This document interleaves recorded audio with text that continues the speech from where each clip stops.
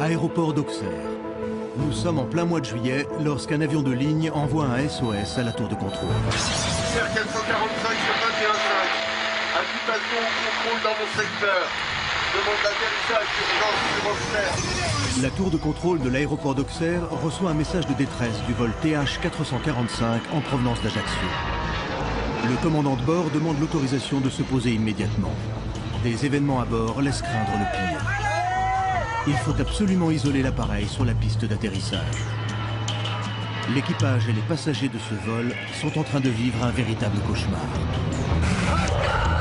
À bord de cet avion, le danger ne touche pas seulement les passagers, mais il peut avoir des conséquences dévastatrices pour beaucoup plus de monde.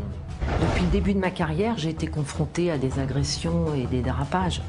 Mais là, c'est ingérable. Les gens étaient terrorisés. Une menace qui laisse présager d'un terrible sort. Tout le monde pensait que sa dernière heure était arrivée. C'était l'horreur. On sait à ce moment-là que le risque ne peut pas être totalement évalué. Encore aujourd'hui, si ça se reproduit, personne n'est prêt pour affronter ça. Retour sur une affaire jusqu'ici classée secrète par le ministère de la Défense. Une affaire riche en rebondissements qui a été confiée à l'élite de la gendarmerie nationale, la section 13.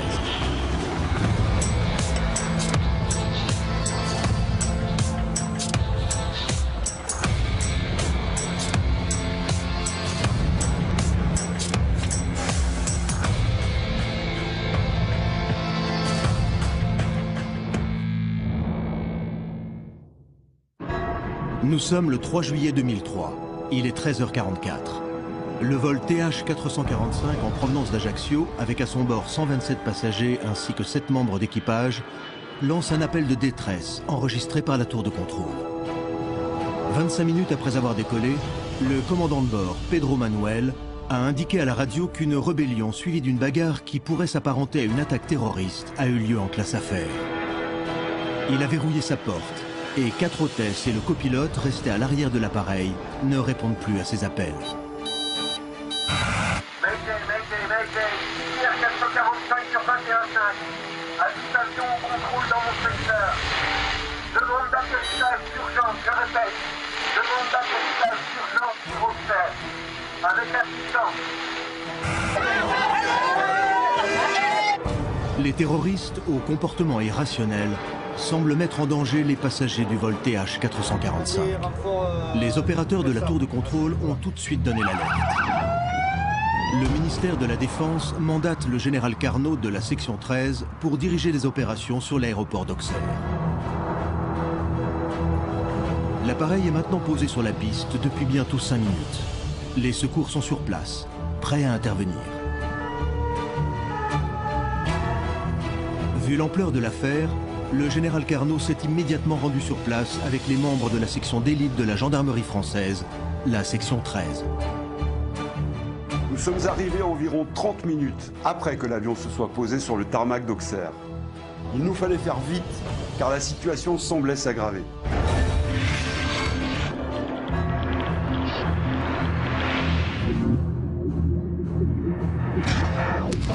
Que se passe-t-il à l'intérieur de cet avion ? Des terroristes sont-ils en train de s'en prendre à l'équipage et aux passagers? Le vol TH445 en provenance d'Ajaccio garde pour le moment son mystère.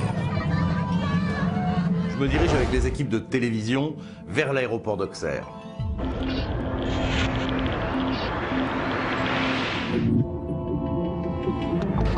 Je suis parti de Paris avec mon caméraman et on suit tout ce qui se passe à la radio. Michel Rosemary fait partie des quelques journalistes qui ont pu couvrir la totalité de l'affaire. Habitué des enquêtes particulièrement complexes, il va vite comprendre que ce qui s'est passé dans cet avion dépasse l'entendement. On a pu entendre sur les ondes l'interview du contrôleur, celui qui a reçu l'appel de détresse de l'avion. Il a indiqué que ce dernier lui avait dit que certains terroristes avaient une attitude totalement incohérente et surtout extrêmement violente et qu'ils s'en prenaient sauvagement aux passagers.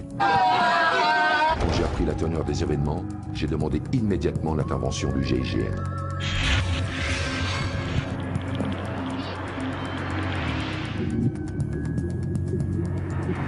On allait devoir faire face à des terroristes plutôt particuliers, d'après les premières informations.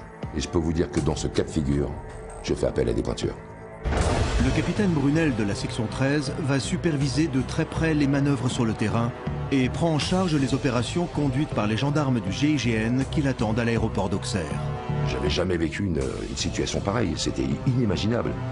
Un véritable état de guerre. Dans le même temps, le commandant Lournec, spécialiste en psychologie et parapsychologie, organise une cellule de crise d'aide aux victimes avec les premiers secours.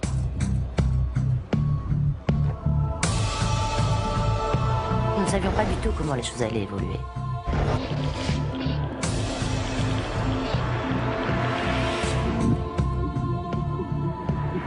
On avait un avion cloué au sol avec potentiellement 127 passagers en danger.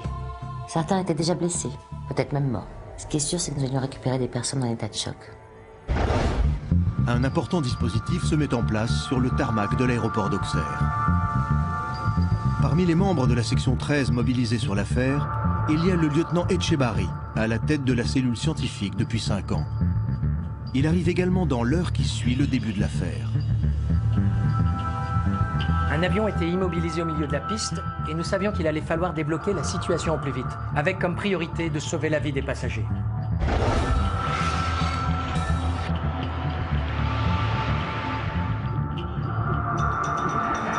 La première chose qu'il nous fallait obtenir en arrivant, c'était un maximum d'informations concernant les événements qui se déroulaient dans cet avion.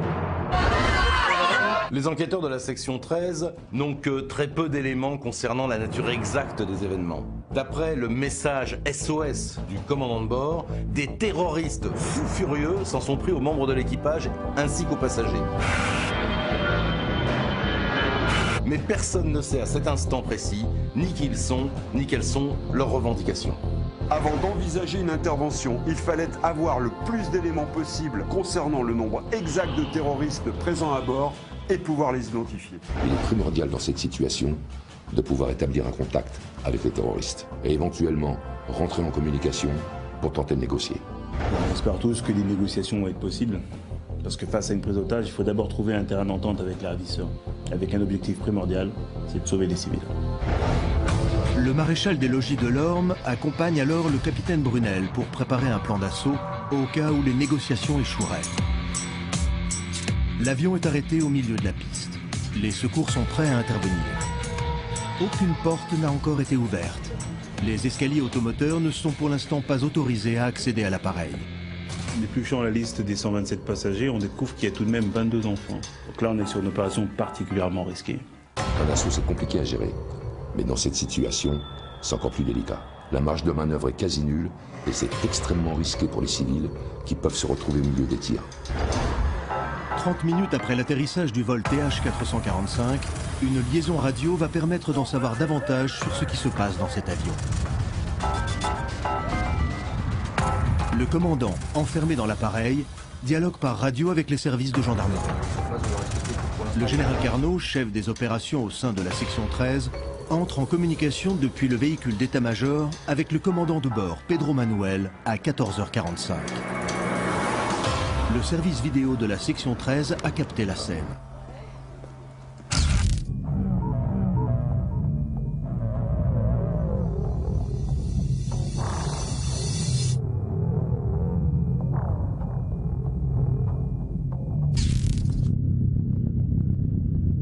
Combien sont-ils? C'est difficile à dire. Je dirais entre 6 et 8. La deuxième classe, ça a l'air plus calme, il y a 2 flics. Alors, c'est des terroristes aussi, je crois. Il y a 2 terroristes qui semblent menacer tout le monde. Par contre, j'ai plus aucune nouvelle de l'équipage, je ne sais pas ce qui se passe. Je vais essayer de les recontacter. Ah, merde! Que se passe-t-il? Répondez, que se passe-t-il? J'entends des bruits sourds qui proviennent de derrière la porte du cockpit. Et sur le moment, je dois vous avouer que c'est assez inquiétant. Pouvez-vous me dire ce qui se passe? Répondez-moi, commandant!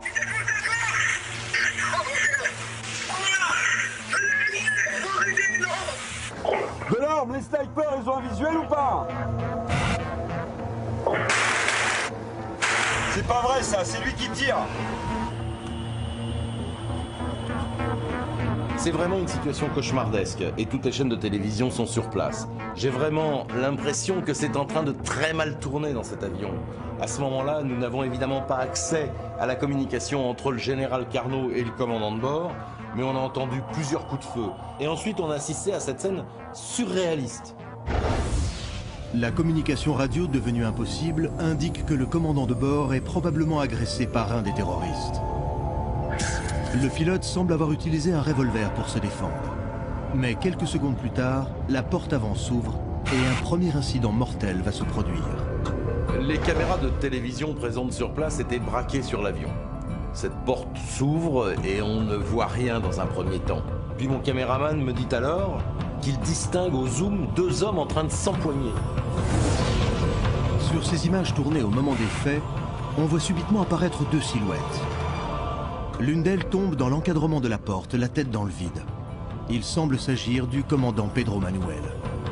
Il est malmené par ce qui semble être un terroriste présent dans l'appareil. Soudain, probablement à bout de force, ne trouvant aucune autre solution, il préfère se jeter dans le vide, entraînant dans sa chute son agresseur. Il chute de 6 mètres de haut. Le commandant semble assommé sous le choc contre le tarmac. Puis le terroriste, lui, il se relève et commence à le frapper avec acharnement.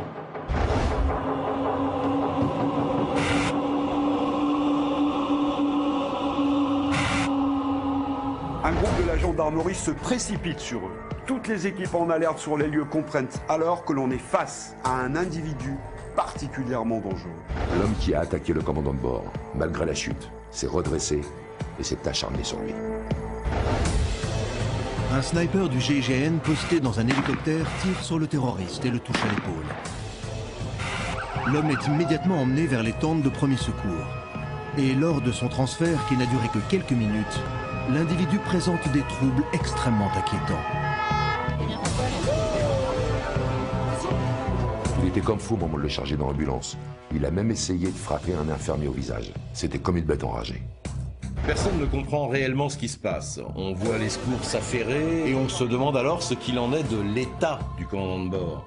On le voit allongé au sol et cela fait au moins 2 bonnes minutes qu'il ne bouge plus. Et les médecins qui l'entourent semblent ne plus agir. Là, j'ai fait en sorte que l'équipe d'infirmiers apporte au commandant de bord les premiers soins. Mais il était décédé. Ce coup à la tête qu'il lui a pris lui a été fatal. Pedro Manuel est la première victime de ce qui ressemble à une prise d'otage.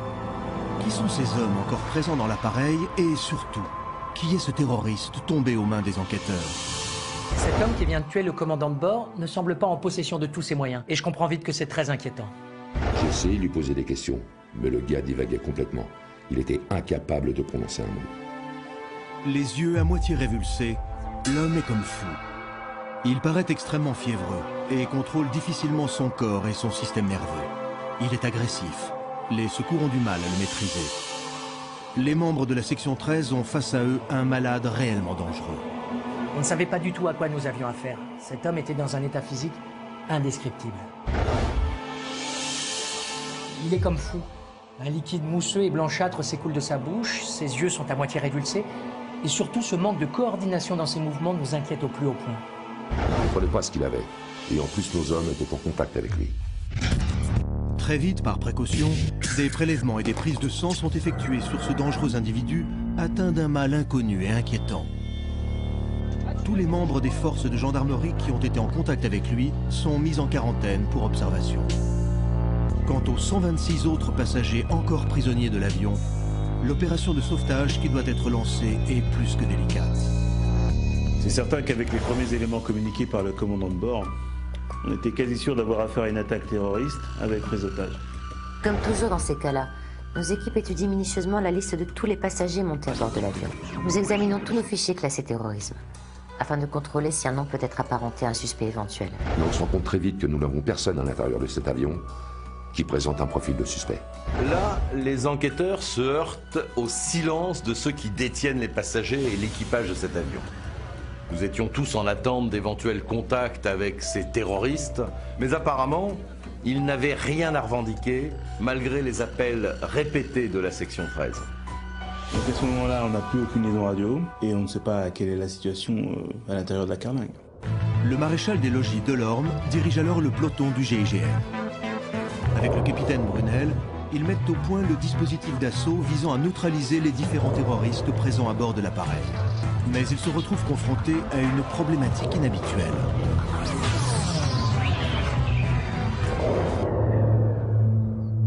En général, dans ce cas de figure, on trouve sur la liste d'embarquement une piste qui permet de cibler les terroristes. Mais là, il n'y avait aucun suspect à bord. Toutes les personnes étaient identifiées comme étant des vacanciers. Et malgré une enquête approfondie menée avec les services d'Interpol, on n'avait rien de sérieux. On avait un doute à propos de ces terroristes en question. On sentait bien que des négociations allaient difficilement pouvoir se mettre en place. D'autant plus que ce qui nous interpelle dans cette affaire, c'est le silence du commando. En général, les terroristes ont des revendications, des exigences. Mais là, il n'y avait aucune communication possible.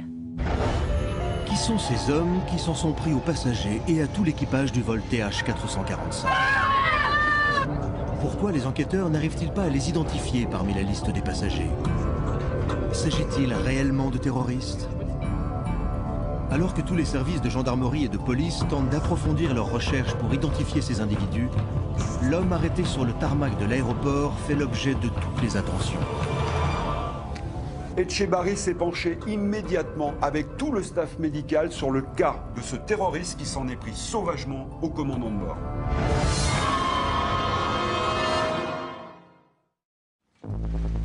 Sous une tente de premier secours dressée sur l'aéroport d'Auxerre, le lieutenant Etchebarri, responsable de la cellule scientifique de la section 13, avec l'assistance de l'équipe médicale, forme l'hypothèse qu'un virus pourrait avoir atteint l'individu.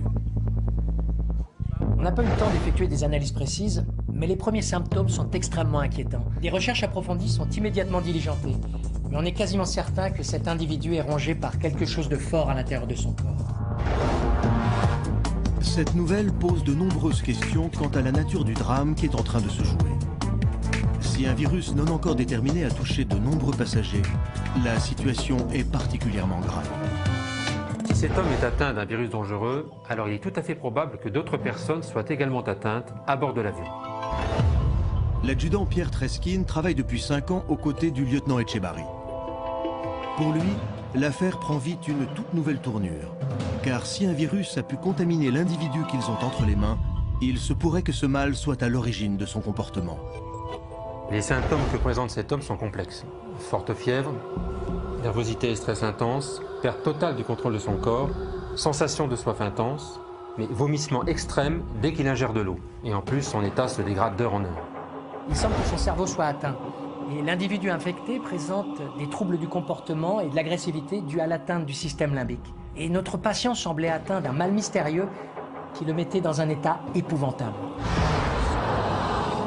Les enquêteurs de la section 13 vont alors comprendre que cet homme hautement agressif et porteur d'un virus jusqu'ici inconnu n'est pas forcément le terroriste que tout le monde imagine. L'homme qui a attaqué le commandant de bord a été identifié. Il s'appelle Mariusz Ledzinski. Il est bien sur la liste des passagers et il revient d'un séjour en club de vacances en Corse avec sa femme. Cet individu, il n'a pas de casier, il n'est pas fiché et il ne semble appartenir à aucun mouvement terroriste. Le vacancier lambda qui rentre avec sa famille d'un séjour en Corse. L'état de santé de Mariusz Ledzinski s'est considérablement aggravé. Il est entré dans le coma profond. Le virus a déjà totalement altéré son organisme. Son pronostic vital est engagé. Enfin, en clair, je comprends très vite qu'on l'a pris en charge trop tard et qu'il est condamné. Le lieutenant Etchebarri est à ce moment-là persuadé qu'ils n'ont pas affaire à une attaque terroriste. Avec l'adjudant Pierre Treskin, il est l'un des premiers à envisager une toute autre hypothèse quant à l'origine du drame. À ce moment-là, on se dit qu'on est sur un cas bien spécial et que ce qui se passe à bord de cet avion n'est probablement pas un acte terroriste. Enfin, disons, tel qu'on l'entend habituellement. La question que tout le monde se pose, c'est quel est ce virus et d'où vient-il? Il allait falloir identifier tous les passagers et surtout leur provenance. Là, une course contre la montre est engagée. Nous n'avons pas droit à l'erreur ni au moindre doute. Il faut réagir très vite. Il est maintenant 15h45. La porte de l'avion est restée ouverte et aucun passager ne s'est manifesté. S'agit-il réellement d'une attaque terroriste? Ce virus dangereux rendant particulièrement agressif toute personne qui en serait atteinte, pourrait-il être la cause de cette situation? L'organisation des secours s'est déroulée en un temps record. Nous devions au plus vite nous apprêter à prendre en charge tous les passagers et surtout en évitant tout contact avec l'extérieur, comme le personnel de l'aéroport. Nous avons mis en place un hôpital de campagne avec tout ce que cela comporte. Les tentes de secours d'urgence ainsi que 130 lits sont acheminés sur l'aéroport d'Auxerre. De nombreux véhicules de secours, des infirmiers ainsi que des virologues spécialistes en maladies contagieuses arrivent sur place. Un plan d'alerte maximale est mis en place par les membres de la section 13. Le général Carnot était en liaison constante avec le ministère de l'Intérieur et avant 16 heures, tout était prêt pour l'assaut. Nous avions tous en tête la sécurité des passagers. L'objectif, c'était d'atteindre la porte avant de l'appareil à l'aide d'un camion escalator afin d'avoir un premier visuel sur l'intérieur de l'avion. Voici 1h30 que le vol TH445 en provenance d'Ajaccio, comptant à son bord 127 passagers, 4 hôtesses et le copilote, est cloué sur le tarmac de l'aéroport d'Auxerre. Après le décès du commandant de bord, Pedro Manuel, attaqué par le passager Mariusz Ledinski, la situation est toujours bloquée. Les tentatives de communication par radio ne donnent rien. Il reste 126 passagers à bord. La porte avant est restée ouverte. Les membres du GIGN vont pouvoir intervenir.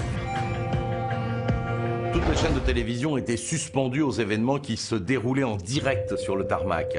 Les organes de presse étaient tous réunis devant cette situation absolument démente. Et là, on a vu les hommes du GIGN commencer leur approche de l'avion. Après 4 heures de négociation, l'assaut est donné. Il va durer 20 minutes. Les forces du GIGN ont pris l'assaut de l'appareil vers 17h15.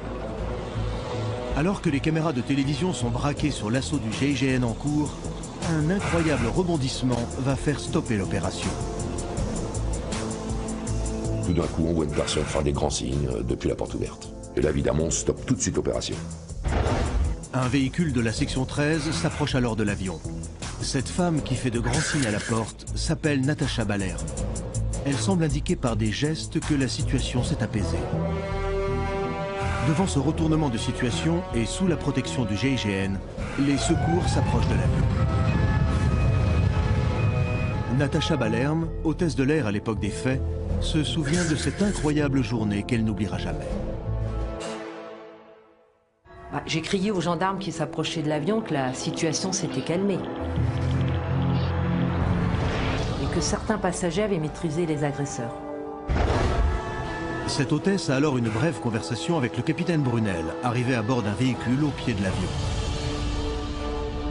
Il m'a demandé de reculer, de me positionner sur la droite du couloir. La situation semblait s'améliorer et j'ai tout de suite fait signe à l'escadron de s'introduire dans l'avion. Les personnes qui faisaient régner la terreur à bord de l'avion ont été mises hors d'état de nuire par les passagers eux-mêmes. Les enquêteurs de la section 13, alors équipés de combinaisons spéciales de haute protection, investissent l'avion à 16h15. Ce qu'ils découvrent alors est une situation dramatique. Là, on a découvert des gens dans un état de panique. C'était inimaginable. À l'intérieur de l'avion, les passagers sont tous en état de choc. Certains sont blessés et quelques personnes présentent les mêmes symptômes que Ledinski. Nous avons pu nous procurer les images tournées par le service vidéo de la section 13. La plupart des personnes à l'image sont décédées suite à ces événements tragiques. Et pour préserver leur famille, nous avons choisi de cacher leur visage. Il y a des blessés partout. Et lorsque je découvre l'ampleur des dégâts, je me dis qu'il va falloir très vite trouver l'identité de ce virus. Ledinski n'est pas le seul passager à présenter ces symptômes. Si Mariusz Ledinski, l'homme qui a tué le commandant de bord, est atteint, ainsi que certains passagers, il semblerait qu'ils aient tous agressé plusieurs victimes. Et donc, pendant ces altercations, des contacts par salive ont pu se produire. L'apparition d'une hôtesse de l'air du vol TH445 à la porte avant de l'avion a permis d'éviter une intervention armée. Les secours sont maintenant sur place afin de prodiguer les premiers soins aux différents blessés trouvés dans l'avion. Sur les 133 personnes qui étaient présentes à bord de l'appareil, 17 sont blessés. Ce sont des passagers, dont 2 dans un état critique, proche de celui de Ledinski. Il est à déplorer 3 morts. Le commandant de bord Pedro Manuel, son copilote Aram Géraud et un passager. À 16h30, l'équipe des médecins légistes emmène les corps au centre médico-légal afin de procéder aux autopsies. Les secours s'affairent auprès des rescapés, ils sont tout de suite placés en quarantaine et une cellule psychologique vient compléter le dispositif. Dirigé par le lieutenant Etchebarri, responsable de la cellule scientifique au sein de la section 13, l'équipe des médecins légistes va permettre d'identifier la cause de la mort des différentes victimes. C'est vraiment une course contre la montre. Il y avait 3 autopsies à pratiquer, mais surtout les analyses que nous devions effectuer de toute urgence allaient être déterminantes pour cibler l'entité exacte du virus. Nos équipes travaillent en étroite collaboration avec les laboratoires de recherche. et nous allions être confrontés à des résultats extrêmement inquiétants. Le rapport d'autopsie adressé au lieutenant Etchebarri, responsable scientifique au sein de la section 13, apporte les informations suivantes. Pedro Manuel, le commandant de bord, est décédé d'une fracture du rachis cervical lors de sa chute. Le copilote Aram Gero a eu les vertèbres cervicales fracturées par un des agresseurs. Quant au passager, il était porteur du virus. Comme Mariusz Ledinski, il a succombé d'un arrêt respiratoire et cardiaque. Que s'est-il passé à bord du vol TH445 en provenance d'Ajaccio? Qu'est-ce qui a poussé ces voyageurs à agresser ainsi les autres passagers du vol? Les enquêteurs vont devoir répondre très vite à toutes ces questions, et alors qu'un plan d'alerte maximale est mis en place, les premiers témoins présents dans l'avion se confient aux membres de la section 13. Cette hôtesse, Natacha Balerme, présente à bord du vol, se souvient encore du sang-froid dont elle a fait preuve pour parvenir à mettre hors d'état de nuire un des agresseurs. Au moment de l'embarquement, j'ai trouvé que certaines personnes étaient nerveuses, mais particulièrement le passager Ledinski. J'ai trouvé qu'il était très agressif avec sa femme. Il y a des images qui reviennent de façon incontrôlée, comme ça, à mon esprit, et qui sont tout à fait terrifiantes et traumatisantes. Richard Lazamet fait alors partie des passagers de ce vol. Avec sa femme et ses enfants, il revient de Corse, où il vient de passer une semaine de vacances. Il a accepté de revenir avec nous sur ce terrible drame et se rappelle en détail du comportement très étrange du passager Mariusz Ledinski. Ce mec s'est assis dans la rangée juste devant moi et il gueulait des trucs incompréhensibles. Et puis il insistait pour aller aux toilettes alors qu'elles étaient inaccessibles. Je lui ai dit de se calmer et un autre passager s'est levé en lui demandant s'il avait un problème. Et le gars s'est mis à tousser, à ne plus pouvoir respirer et après il s'est rassis. Au bout de 10 minutes de vol, il a recommencé son cirque. Il s'est levé, il est allé s'enfermer aux toilettes. Après un quart d'heure, il n'était toujours pas sorti. Tout le monde se demandait un petit peu parce qu'on l'entendait hurler à travers la cloison des toilettes. Là, j'ai prévenu le commandant de bord qu'il y avait un passager qui avait un grave malaise dans les toilettes. Et c'est Aram, le copilote, qui est venu me voir. Je me souviens que le copilote est venu tambouriner à la porte des toilettes en le priant d'ouvrir sur le champ. Monsieur Ledinski est sorti brusquement des toilettes, il a frappé le copilote, il a plaqué au sol, il l'a tabassé. Et là, c'était la panique dans l'avion. Le sœur est complètement hystérique. Il ne semble pas se contrôler. Après avoir tué le copilote, il se tape violemment la tête dans une cloison de l'appareil. Là, j'ai une collègue qui est arrivée avec une bombe lacrymogène. Elle a aspergé Monsieur Ledinski et il s'est écroulé au sol de douleur. D'autres passagers se sont levés, ils ont essayé de maîtriser Ledinski, sauf qu'il y avait deux types qui étaient assis à l'arrière de l'appareil qui ont commencé à se tabasser l'un l'autre. C'était un vrai cauchemar. Il y a des passagers qui ont commencé à se bagarrer dans le fond de l'avion et les autres, excédés par leur comportement, en sont venus aux mains. La situation a totalement dégénéré.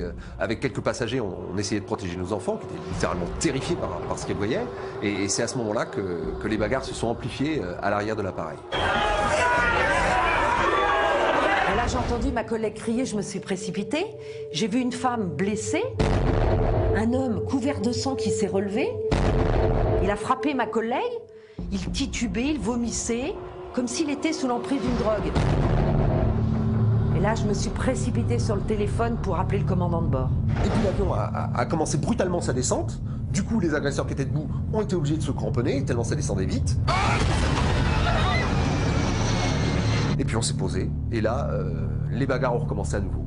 Et je me rappelle qu'avec quelques passagers, on a réussi à saisir des chariots repas pour se protéger à l'arrière de l'appareil. Là, ils étaient 9 au total à s'en prendre à tout le monde.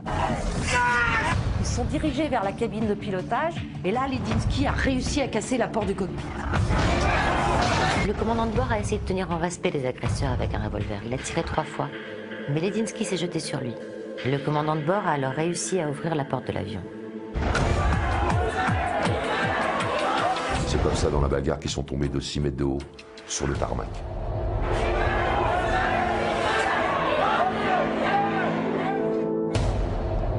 Parmi les personnes présentes dans l'avion ce jour-là, Certaines diront dans leur déposition avoir vu un père frapper son propre fils.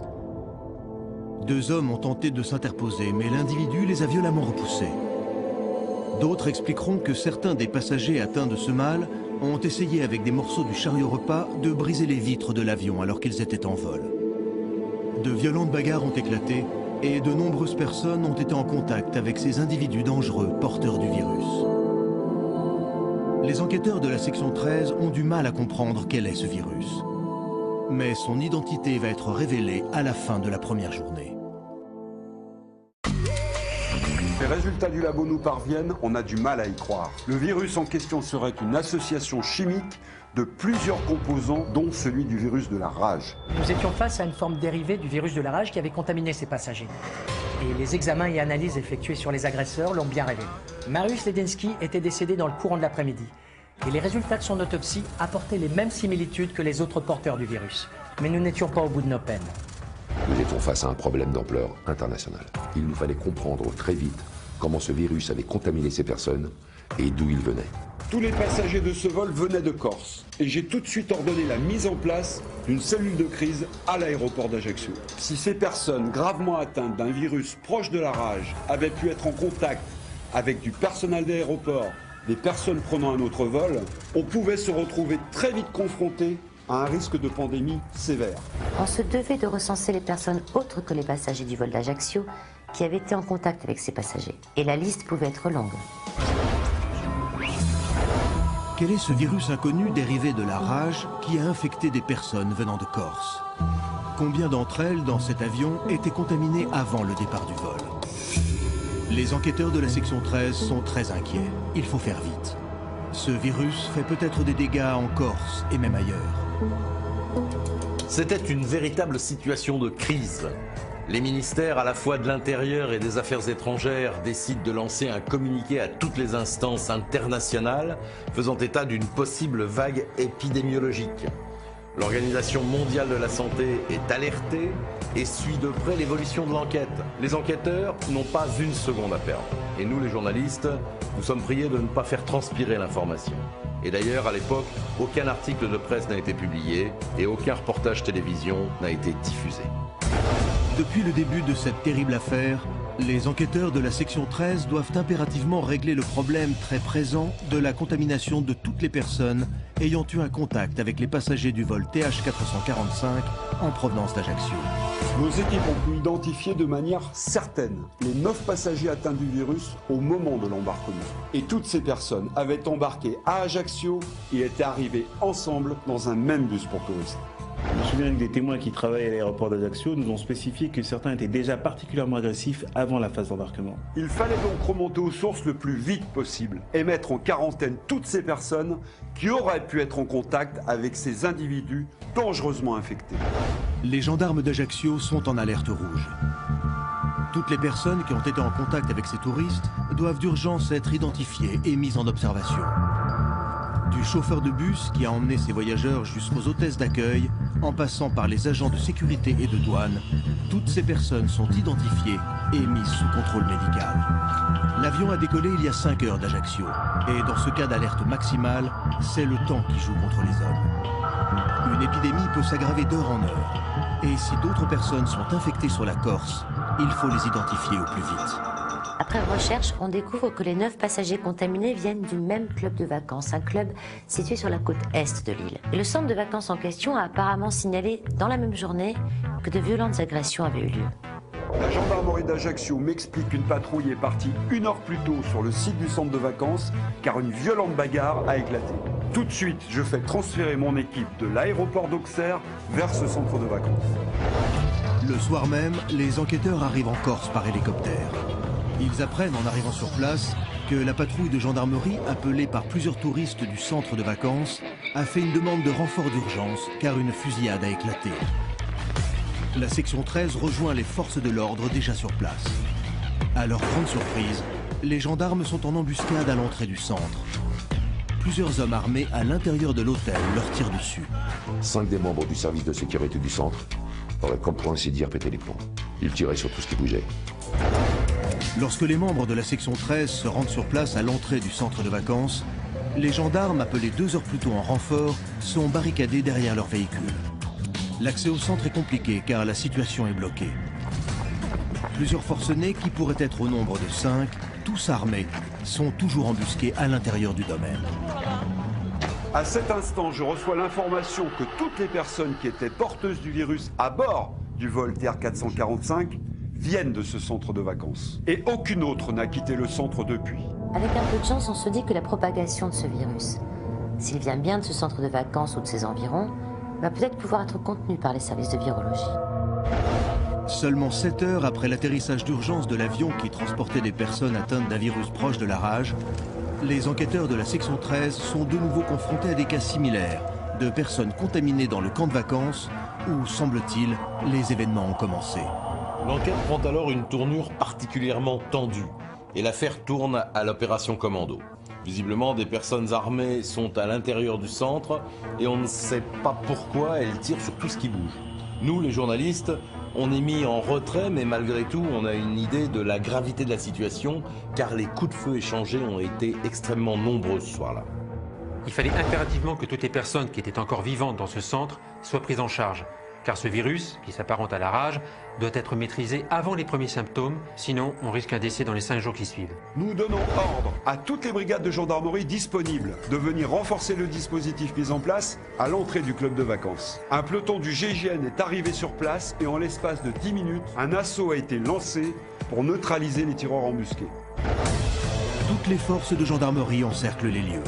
Il faut agir vite. Les touristes se sont barricadés dans leur chambre du premier étage et des tirs se font entendre. Le service vidéo de la section 13 suit les opérations. Nous avons pu obtenir ces images inédites. À 20h45, le capitaine Brunel et les hommes du GIGN investissent la partie sud du bâtiment, côté plage. Il fallait atteindre le poste de sécurité du club. C'était là-bas que l'on avait repéré 2 tireurs embusqués. Équipés de masques de protection, le capitaine Brunel et ses hommes essaient d'atteindre le poste situé dans les sous-sols de l'hôtel.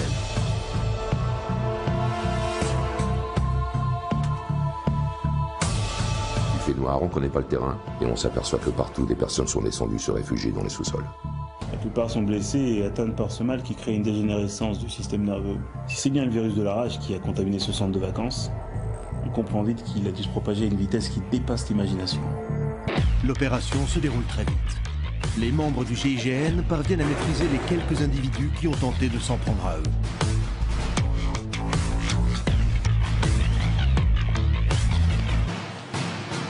Le premier tireur a été très vite mis hors d'état de nuire. Il marchait en titubant avec son arme au poing, en tirant dans tous les sens.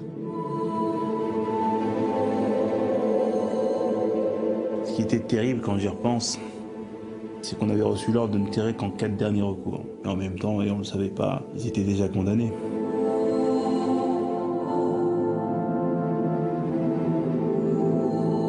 Les hommes ramenaient les blessés les uns derrière les autres. Et tous quasiment avaient déjà déclaré les premiers symptômes.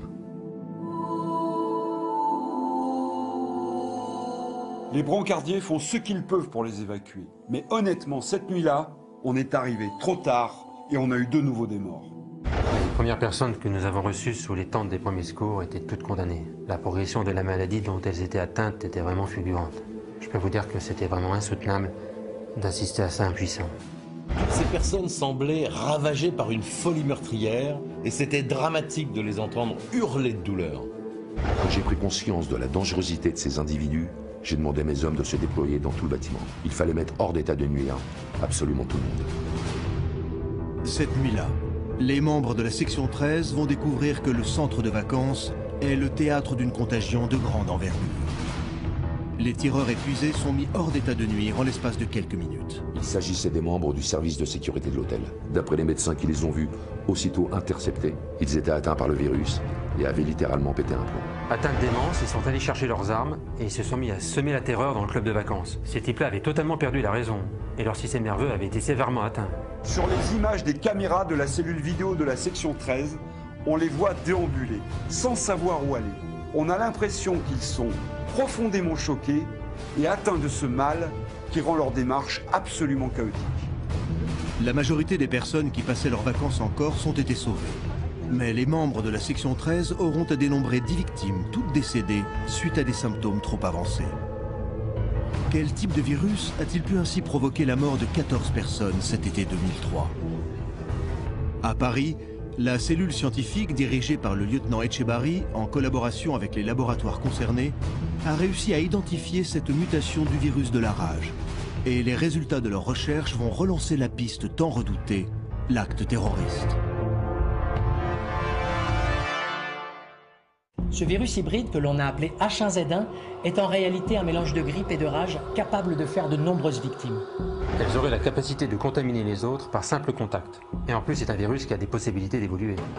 L'exposition à divers produits chimiques, la chaleur, le froid, la sécheresse, l'humidité et aussi l'intensité des rayons ultraviolets peuvent provoquer des mutations.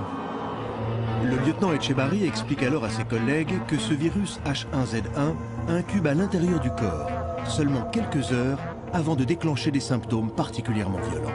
Après avoir été inoculé, le virus va commencer à se multiplier à son point d'entrée dans le tissu musculaire. Puis il pénètre ensuite les terminaisons nerveuses des neurones, rendant l'individu porteur extrêmement dangereux.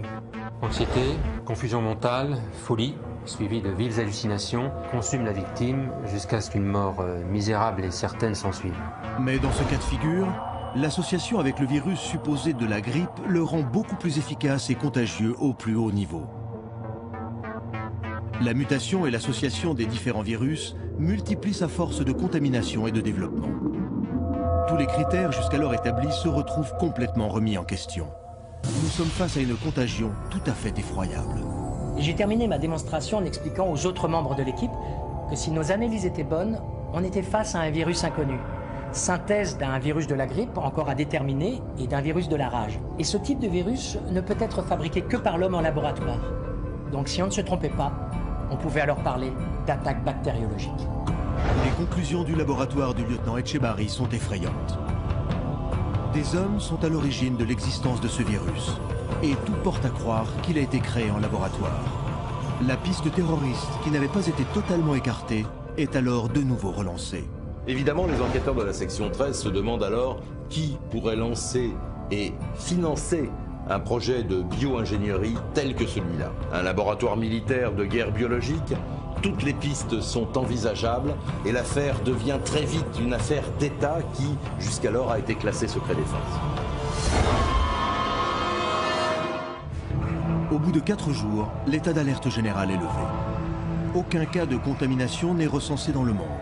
Et le virus H1Z1, qui a fait rage en Corse, semble ne pas avoir contaminé d'autres personnes, en dehors des passagers de l'avion, des gendarmes, ainsi que les nombreux touristes présents dans le club de vacances. Comment les passagers du vol TH445 et les résidents de ce club de vacances ont-ils pu être contaminés par ce virus hybride? Quelle en est son origine? Les enquêteurs de la section 13 vont devoir exploiter toute nouvelle piste susceptible d'apporter des éléments de réponse dans cette affaire hors du commun.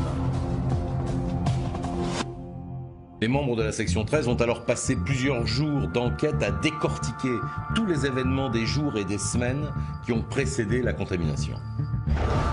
Le centre de vacances va alors devenir le théâtre de minutieuses investigations pour tenter de déterminer l'origine du virus. De nombreuses hypothèses sont envisageables et les chances de trouver la source de ce qui aurait pu s'avérer être une dangereuse épidémie sont faibles. Mais 5 jours après les faits, un élément va permettre aux enquêteurs de la section 13 de se mettre sur une nouvelle piste. Devant l'ampleur du problème, on ne se faisait guère d'illusions quant aux probabilités de découvrir l'origine de cet attentat bactériologique. Et là, je dois bien le dire, on a eu un véritable coup de pouce du destin. 5 jours après le drame, les enquêteurs restés sur place à l'intérieur de l'hôtel vont se rendre compte qu'ils sont épiés. C'est le commandant Lournec, responsable de la cellule psychologique d'aide aux victimes, qui va remarquer quelque chose de singulièrement étrange. Mon regard a été attiré par une des caméras de surveillance de l'hôtel. Elle était en mouvement et ça m'a tout de suite interpellé. Le club de vacances est équipé d'un réseau de caméras de surveillance, toutes reliées au poste de sécurité. Intrigué, le commandant Lournec se demande qui pouvait piloter ainsi les caméras sur le site de l'hôtel. Sur le coup, j'ai pensé en fait au capitaine Brunel et je me suis dit qu'il avait dû donner l'ordre de mettre le bâtiment en surveillance continue. Lorsque le commandant Lournec nous a fait part de ses constatations, je lui ai dit que nous n'étions pas au poste de surveillance. Une ou plusieurs personnes ont donc le contrôle de tout l'équipement de vidéosurveillance et sont en train d'épier tout ce qui se passe à l'intérieur de l'hôtel et aux alentours. on a étudié tous les plans des dispositifs de sécurité de l'établissement et mis au clair ce système de pilotage de caméras. Les membres de la section 13 entrevoient une nouvelle piste dans cette enquête extrêmement délicate. Pourquoi ce centre de vacances est-il sous surveillance externe? Et par qui? Une cellule d'investigation se constitue en toute discrétion. Il faut trouver où se cachent les observateurs. L'installation est étudiée et on constate que la portée Wi-Fi des caméras ne dépasse pas les 2 km² autour de l'hôtel. Pour les enquêteurs de la section 13, il est évident que cette surveillance de l'établissement et de ses environs est impossible de l'extérieur. Si quelqu'un parvient à manipuler ces caméras, il se trouve très probablement à l'intérieur de l'hôtel. Les plans du domaine sont alors soigneusement étudiés et un emplacement spécifique intrigue les enquêteurs. Il y a sous la piscine de l'hôtel une pièce dissimulée que l'on peut très difficilement atteindre. Il s'agit de l'ancienne chaufferie qui a été en partie murée lors de la rénovation de l'hôtel il y a 5 ans. C'était une pièce qui ne servait plus. L'hôtel avait été rénové et les propriétaires avaient en partie condamné ce local. Un microcanon a été mis en place pour vérifier si les sons ne viennent pas de cette chaufferie. Et grâce au micro, on a capté une conversation. 2 hommes qui parlent en français, à voix basse. Et là, on comprend qu'il y a des personnes dans cette pièce mystérieuse et qu'on a visé juste, si j'ose dire. L'ordre est donné au capitaine Brunel et ses hommes d'arrêter les 2 suspects cachés sous la piscine. Et on va comprendre rapidement comment toute cette affaire a commencé. Le capitaine Brunel et ses hommes se glissent dans le conduit qui mène à la pièce. Et en l'espace de quelques minutes, les 2 hommes sont arrêtés et identifiés. Il s'agit de 2 Français, Hervé Matosani et Laurent Bastien. Employés saisonniers du club, ils ne faisaient jamais parler d'eux. Et leur travail était de bonne qualité. Pourtant, ce sont eux qui pilotaient les caméras de surveillance et enregistraient des rapports vidéo et écrits depuis bientôt 2 semaines sur le site. L'arrestation de ces 2 suspects va faire considérablement progresser l'enquête. La section 13 va mettre à jour le scénario de leur plan machiavélique. Les 2 hommes, installés depuis 3 semaines dans ce local de l'ancienne chaufferie de l'hôtel, ont mis en place une opération terroriste.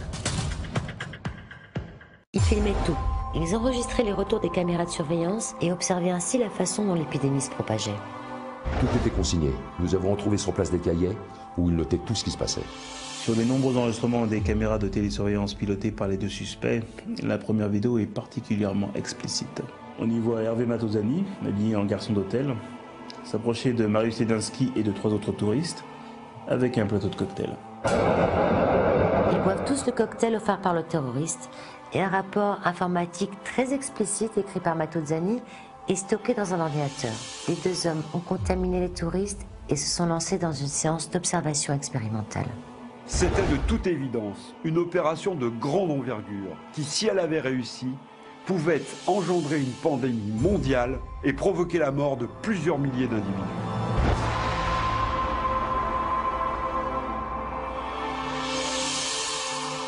Comme 2 savants fous, ils avaient choisi ce camp de vacances comme point de départ d'une gigantesque opération de guerre bactériologique. Le centre de vacances abritait 27 nationalités différentes, les États-Unis et l'Europe étaient totalement couverts, et si les touristes étaient rentrés chez eux, le monde entier aurait pu faire face à une véritable pandémie. Ces 2 ingénieurs chimistes travaillaient en France dans un grand laboratoire pharmaceutique. Ils ont pris un congé d'1 an pour aller faire le tour du monde. C'est la raison invoquée auprès de leur employeur. En réalité, ils étaient partis dans une contrée dont nous tairons le nom, au sein d'un laboratoire clandestin, pour mettre au point un virus permettant d'anéantir les populations. Tous leurs contacts et familles sont mis sur écoute. Leurs domiciles sont fouillés, afin de retrouver où et comment ils fabriquent le virus. Les bâtiments et les alentours du club sont fouillés et toutes les équipes de gendarmerie participent à ces recherches. Dans la chambre qu'ils occupaient dans le club, ils avaient caché une réserve de produits viraux qu'ils utilisaient à titre expérimental. D'importantes sommes d'argent ont été versées sur des comptes bancaires cachés appartenant aux 2 suspects. Cette affaire révèle le danger que représente une guerre bactériologique.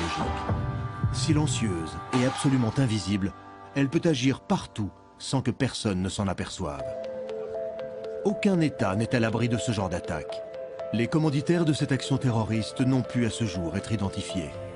L'origine du virus vient d'un laboratoire caché quelque part sur la planète qui n'a jamais pu être découvert. Cette affaire restera toujours gravée dans nos mémoires. Le bilan est très lourd et les victimes très nombreuses. Et dans cette enquête, nous avons frôlé une catastrophe sans nom. L'affaire n'a jamais été classée et les gouvernements sont plus que jamais sur leur garde. Les recherches se poursuivent dans le monde entier et grâce aux efforts conjugués des services secrets des différentes nations, un bon nombre de laboratoires clandestins a déjà été détruit. Mais c'est une surveillance de tous les instants et le risque est toujours présent. Au début de l'année 2014, un homme s'est présenté dans un hôpital de Nice. Il était atteint du virus de la rage.